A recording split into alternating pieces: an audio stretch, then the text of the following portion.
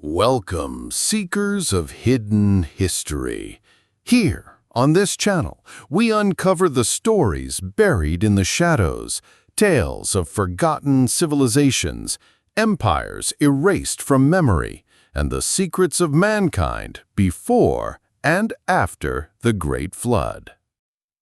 Today, we journey deep into the jungles of Cambodia to explore a lost empire, a world once described as the greatest city on Earth.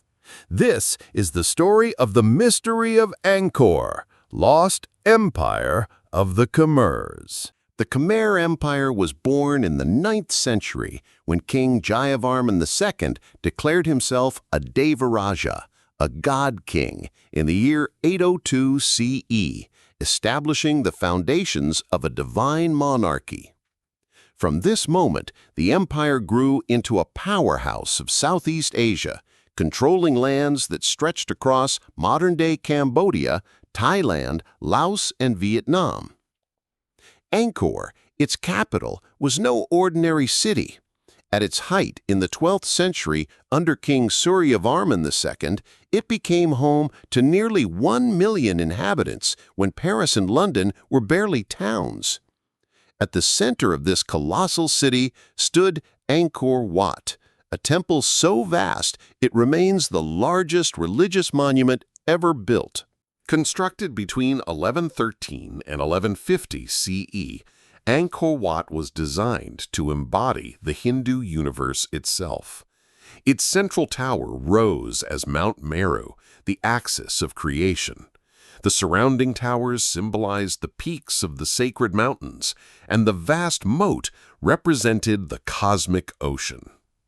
The bas-reliefs, stretching for hundreds of meters, tell stories from the Mahabharata and Ramayana, gods battling demons, celestial dancers, and the eternal struggle of order against chaos. Jayavarman II envisioned Angkor Wat as both his state temple and his eternal tomb, a cosmic palace where his spirit would live forever among the gods. The Khmer Empire reached its peak in the early 13th century under King Jayavarman VII. Unlike Jayavarman II, Jayavarman was a devout Buddhist. He transformed Angkor into a spiritual capital of compassion and mercy. He built the magnificent Bayon Temple, crowned with over 200 giant stone faces, each smiling enigmatically.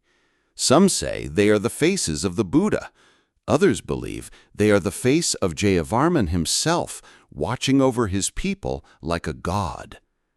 Jayavarman VII also constructed an empire-wide network of hospitals, rest houses, and monumental roads, one of the most advanced infrastructures of the medieval world. At this time, Angkor was not just a city, it was the beating heart of a civilization that seemed unstoppable. But Angkor's true strength did not lie in its temples. It lay in its water. The Khmers engineered an immense hydraulic system of reservoirs, canals, and moats, a system so advanced that modern satellites can still trace its patterns from the sky. This hydraulic city allowed the Khmers to harvest rice on a massive scale, feeding their immense population and sustaining armies that projected power across Southeast Asia.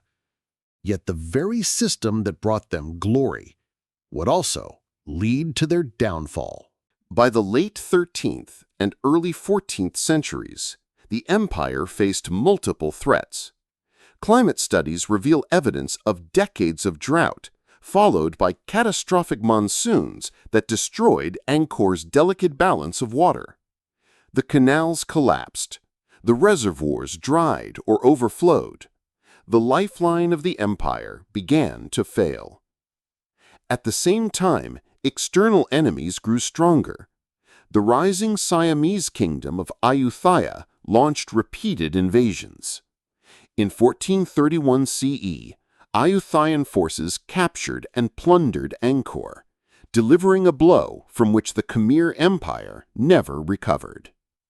Gradually, the city emptied. Its temples were reclaimed by the forest. By the 16th century, Angkor was a ghost city, its stone towers slowly devoured by vines and roots.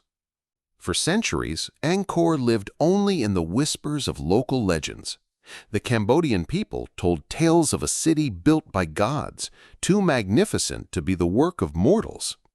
Then, in the 1860s, French naturalist Henri Mouhot stumbled upon the ruins, stunned by their size and beauty. He wrote that Angkor rivaled the greatest monuments of Greece and Rome, yet remained almost unknown to the world. From that moment, Angkor became a symbol of lost civilizations, proof that entire empires could rise, dominate, and then vanish into silence. Today, Angkor Wat stands as Cambodia's national symbol, its silhouette even adorning the national flag. Millions visit its temples every year, walking among silent stones, gazing up at the enigmatic faces of Bayan. But mysteries remain. How exactly did the Khmers design their water system with such precision? What knowledge was lost when their empire crumbled?